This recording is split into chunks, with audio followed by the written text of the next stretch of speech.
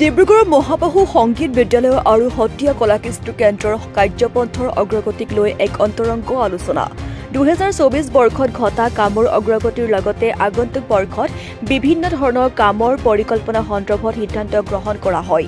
নৃত্য গীতৰ লগতে জড়িত ছাত্ৰ-ছাত্ৰীসকলক গুৰু সেৱা, জ্যেষ্ঠসকলক সন্মান কৰা ইত্যাদি বহু গুৰুত্বপূৰ্ণ বাৰ্তা প্ৰেৰণ কৰিবলৈ চেষ্টা কৰিছে এই অন্তৰংগৰ আলাপৰ যোগেদি।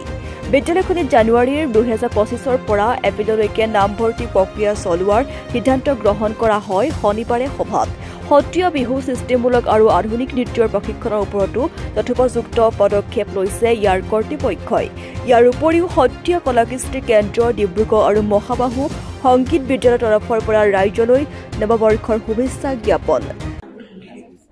সকলোকে প্ৰথমতে নতুন বছৰৰ শুভেচ্ছা জ্ঞাপন কৰিছোঁ, লগতে আপোনালোককো জনাইছোঁ। আচলতে আজি আমাৰ মহাবাহু সংগীত বিদ্যালয় ডিব্ৰুগড় অন্তৰংগৰ এদিনত আমাৰ সকলো ছাত্ৰ ছাত্ৰী অভিভাৱক গোট খাই পেলাই আমি আমাৰ এই 2024 চনত আমি কি কৰিলোঁ, কেনেধৰণে আগবাঢ়ি গৈছিলোঁ, সেই কথাখিনি আলোচনা কৰাৰ পিছত আমি 2025ত কেনেকৈ আগবাঢ়ি যাব, তেওঁলোকক কেনেকৈ আগবঢ়াই নিয়া হ'ব, এই কথাবিলাক আমি আলোচনা কৰিলোঁ। আমাৰ ভুল শুদ্ধবিলাকো আমি আলোচনা কৰিলোঁ। ইয়াৰ লগতে মই আৰু এটা কথা জনাওঁ, এতিয়া আমাৰ 2025ত এই জানুৱাৰীৰ পৰা আমাৰ মহাবাহু সংগীত বিদ্যালয় নামভৰ্তিকৰণৰ প্ৰক্ৰিয়া আৰম্ভ হৈছে। লগতে আমাৰ সত্ৰীয়া কলাকৃষ্টি কেন্দ্ৰটোৰ নাম প্ৰক্ৰিয়া আৰম্ভ হৈছে। গতিকে কোনোবা ইচ্ছুক প্ৰাৰ্থী বা কোনোবা অভিভাৱকে যদি বিচাৰে, এতিয়া জানুৱাৰীৰ পৰা আমাৰ এপ্ৰিললৈকে নামভৰ্তিকৰণ চলি থাকিব। গতিকে সকলো আহি ইয়াত নামভৰ্তিকৰণ কৰিব পাৰিব। আৰু ইয়াত মোৰ বিশ্বাস শুদ্ধভাৱে বিহু সৃষ্টিমূলক আধুনিক শুদ্ধভাৱে ইয়াত শিকায়। আৰু মই দেখিছোঁ বিভিন্ন এতিয়া আমাৰ ইয়াত এটা কথা আহি পৰিছে, আমাৰ অভিভাৱকসকলৰ মনত এটা বৰ ডাঙৰ কথা এটা হৈ থাকে, কি লতাশিলত বা গুৱাহাটীত ক'ৰবাত যদি ভাল বিহু এটি ওলাই আহে ভাবে তেওঁটোৱে শুদ্ধ বুলি ভাবে। একচুৱেলি মই ভাবোঁ সেইটো শুদ্ধ নহয়। তেওঁলোকে এটা পাৰফৰ্ম কৰিবৰ কাৰণে নিৰ্দিষ্ট এটা প্ৰেক্টিচ কৰি এটা বস্তুহে লৈ গুচি যায়। গতিকে যিখিনি বস্তু পাব লাগে সেই বস্তুখিনি নাপায়। গতিকে সেই বস্তুখিনি পাবলৈ হ'লে যিকোনো এখন স্কুললৈ যাব লাগিব, কোনোবা এজন গুৰু বা কোনোবা এজনৰ অভিভাৱকৰ ওচৰলৈ যাব লাগিব। গতিকে তাত তলৰ পৰা যদি শিকি যায় তেতিয়াহে সেইখিনি কাম কৰিবগৈ পাৰিব। গতিকে মই আশা কৰিছোঁ ইয়াত সকলোখিনি পাব, সকলোৱে শিকি মেলি আগবাঢ়ি যাব পাৰিব। আৰু নতুন বছৰটো সকলোৱে মংগলময় হওক, সুখৰ হওক, তাৰে কামনা কৰি মই আজি সামৰণি মাৰিছোঁ।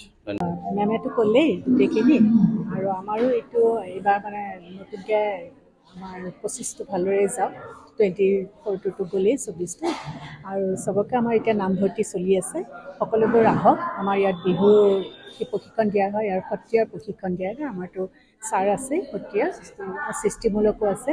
সেইকাৰণে সকলোবোৰ আহক আৰু নতুন 25ৰ আগন্তুক হেৰিত আমি খুব ভালদৰে আগবাঢ়ি যাওঁ মহাবাহুৰ হেৰিৰ পৰা, সেইফালৰ পৰা। এইখিনিকে কৈ মই সামৰিলোঁ। ধন্যবাদ।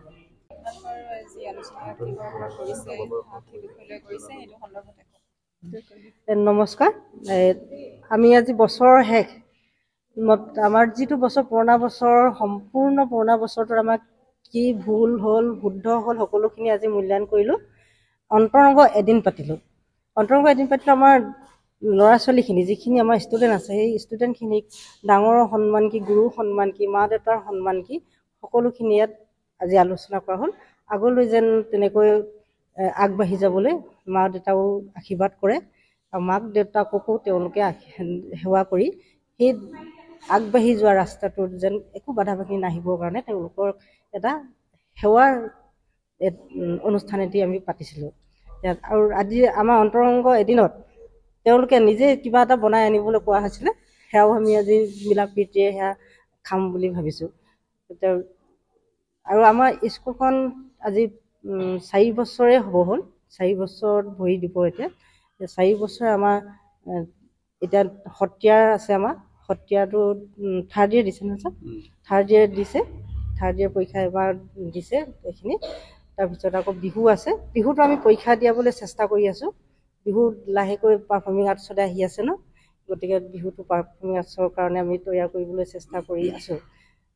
আৰু এটা আমাৰ অসমবাসীলৈ আমাৰ এটা বাৰ্তা দিবলৈ বিচাৰিছোঁ যে গুৰু সেৱাটো আৰু শিক্ষকৰ সেৱা বা গুৰু সেৱা বা মাতৃ পিতৃ সেৱা, এই সকলোখিনি যেন আমি পাহৰি গৈছোঁ।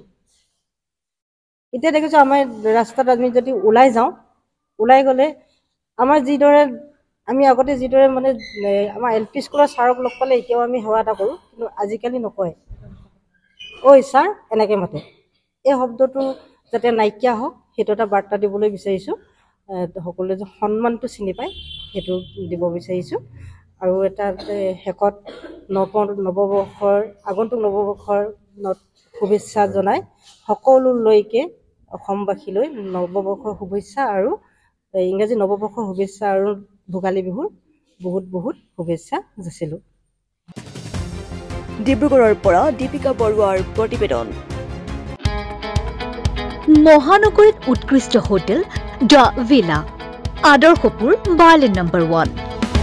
কাহিলীপাৰা সৰ্বশিক্ষা অভিযানৰ কাৰ্যালয়ৰ কাষতে হোটেল দ্য ভিলাত আছে উৎকৃষ্ট মানৰ সা সুবিধা, য'ত আছে আটকধুনীয়া কোঠা, লগতে পাব লাক্সাৰী সুইট আৰু ডিলাক্স ৰুম। তদুপৰি ৰেষ্টুৰেণ্টত পাব আপোনাৰ মন পচন্দৰ সুস্বাদু খাদ্য আৰু পাব বাৰ আৰু ছুইমিং পুল। দ্য ভিলাত পাব আপুনি নৈসংগিক পৰিৱেশ আৰু সুস্বাদু খাদ্যৰ সম্ভাৰ।